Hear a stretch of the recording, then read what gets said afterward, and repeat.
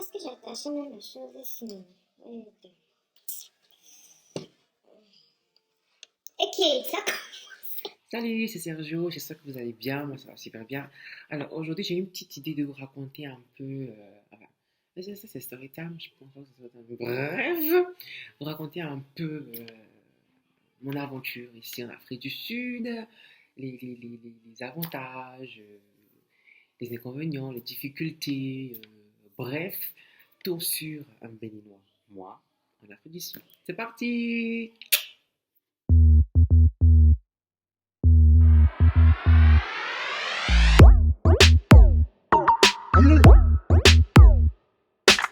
Donc, je suis arrivé en Afrique du Sud en janvier 2018. Je suis dans ma troisième année. J'ai eu le bac en juin 2017. Oui. Oui, c'est ça. J'ai eu le bac en juin 2017. Enfin, corrigez hein, les camarades si je me trompe. D'abord, il faut dire, quand j'étais en terminale, je planifiais déjà d'étudier l'anglais après le bac. Enfin, je n'étais même pas seul. Hein. Il y avait Francisco, coucou. Il y avait d'autres personnes comme ça, on planifiait d'aller au Ghana, faire l'anglais. Au Ghana, faire l'anglais. Mais bon, comme on dit, l'homme propose, Dieu dispose. Non, j'ai proposé le Ghana, Dieu a dit non, c'est l'Afrique du Sud. Voici ici, là.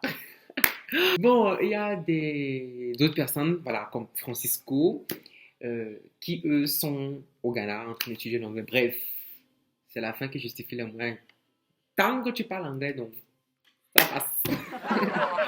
Alors, la première difficulté, bon, c'est pas vraiment une difficulté, mais le premier challenge que moi j'ai rencontré quand je suis venu en Afrique du Sud, je pense que c'est la langue.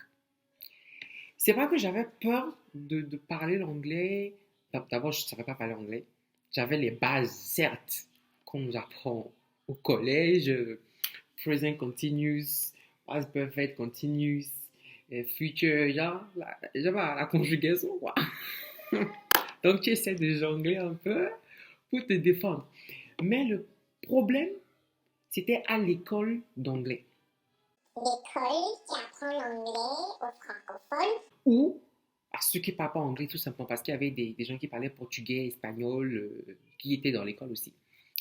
Le problème, c'est que je me suis retrouvée dans un environnement où il y avait beaucoup de francophones et beaucoup de portugais. En fait, ces gens parlaient portugais, sinon ils étaient de l'Angola, en fait. Bon, pour encore les portugais, ça va. Francophone, c'était ça un peu le problème.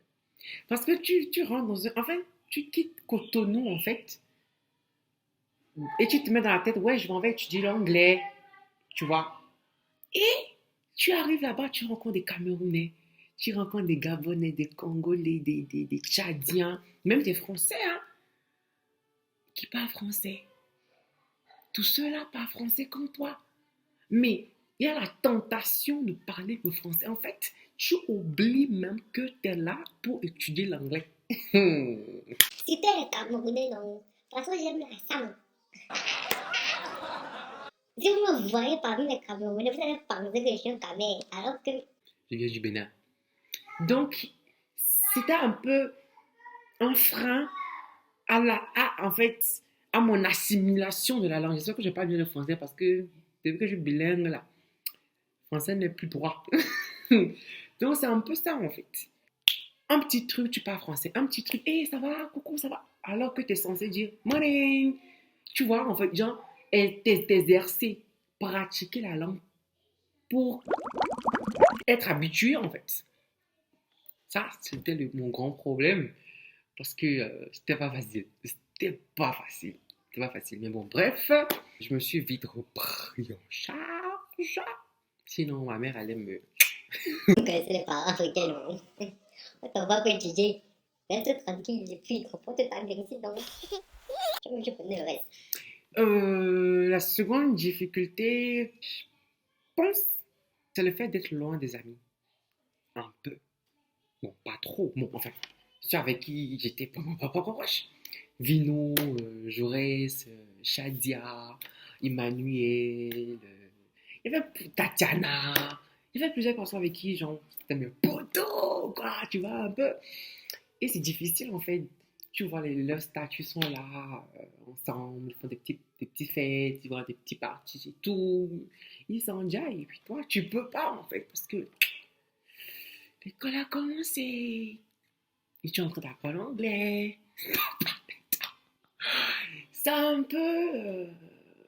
ça rend un peu triste. Et voilà, mais bon.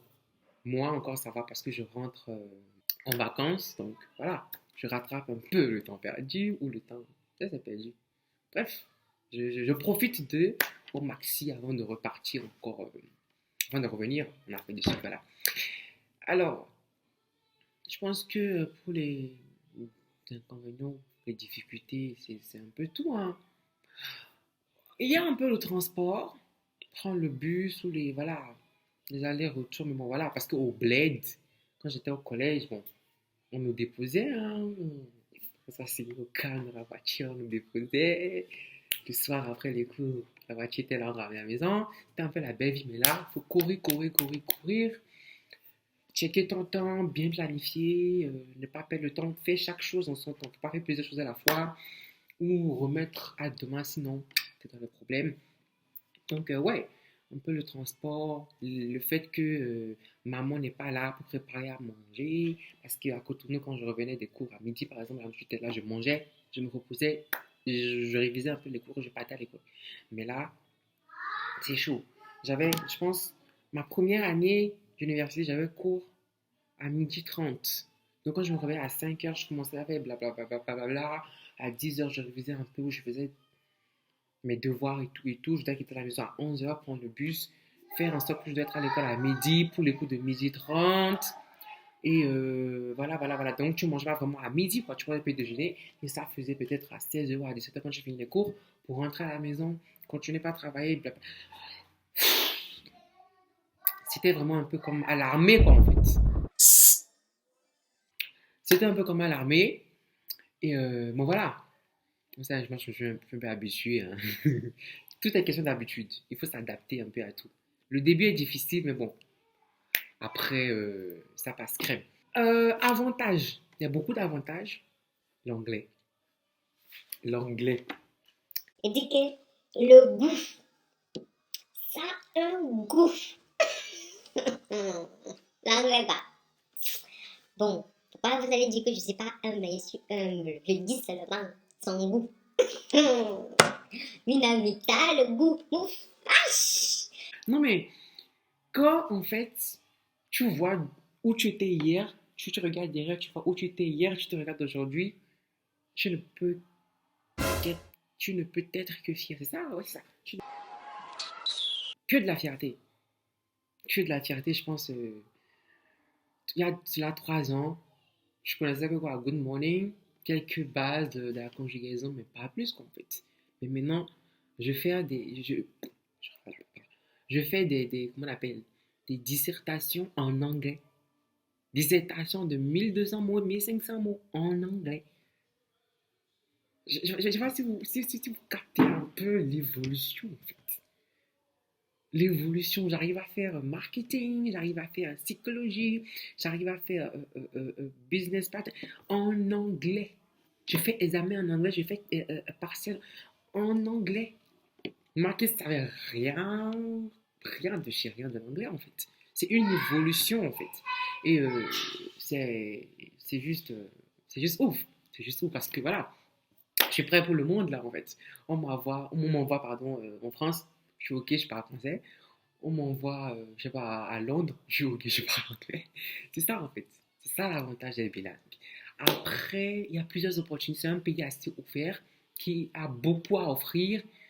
Pas comme au Bénin, malheureusement.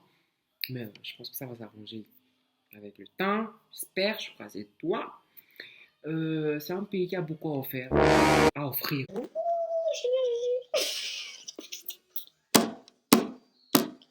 Le bilinguisme de ça. Non. Mais voilà, c'est un pays qui a beaucoup à offrir. Pardon. Et il y a beaucoup d'opportunités. Il y a beaucoup, beaucoup, beaucoup d'opportunités. Il faut juste savoir ce que tu veux, faire ce qu'il faut faire. Et voilà, être patient, ne pas se décourager. Et ça va quoi, ça passe crème. Voilà, après ça, c'est un peu la routine, hein. Tu as des problèmes avec certains camarades ou tu es bien certains camarades, tu as cours, tu n'as pas cours, tu as des devoirs à faire, tu as ci à faire, tu dois aller faire ça. Ouais, c'est une routine quoi en fait, voilà. Rien de neuf. C'est vrai que la vie d'étudiant est vraiment différente de la vie de collégien. On a beaucoup plus de responsabilités, on a un peu, je sais pas, le feu aux fesses, si tu fais ça comme ça. C'est stressant parce qu'il faut tout donner. Il faut prouver aux parents, se prouver à soi-même d'abord, aux parents qui payent la scolarité et aux autres que, voilà, t'es pas stupide quoi en fait, t'es pas bête. T'as quelque chose à prouver, t'as quelque chose de spécial. Voilà, il faut se distinguer. Il ne faut pas aller à l'extérieur revenir comme tu étais parti. Ça ne se fait pas. On doit sentir un changement. Il faut qu'on sente un changement. Voilà. Donc, c'est tout pour la vidéo. J'espère que vous a plu. Bon, j'ai un peu bavardé. Excusez les fautes. Excusez. C'est le bilinguisme. C'est le bilinguisme. Donc, voilà un peu ce que j'avais partagé avec vous. Ma vie n'est pas très intéressante, hein. Je ne suis pas un star. Excusez ma vie. Excusez mon français, des petits fautes de grammaire, de conjugation. Bref, C'est le bilinguisme, ça sort comme ça sauvé à dit. il y aura d'autres vidéos, d'autres sujets que je vais aborder avec vous pour un petit partage quotidien. D'ici là, prenez soin de vous et des mobiles. Bye bye. Likez, commentez, partagez et abonnez-vous.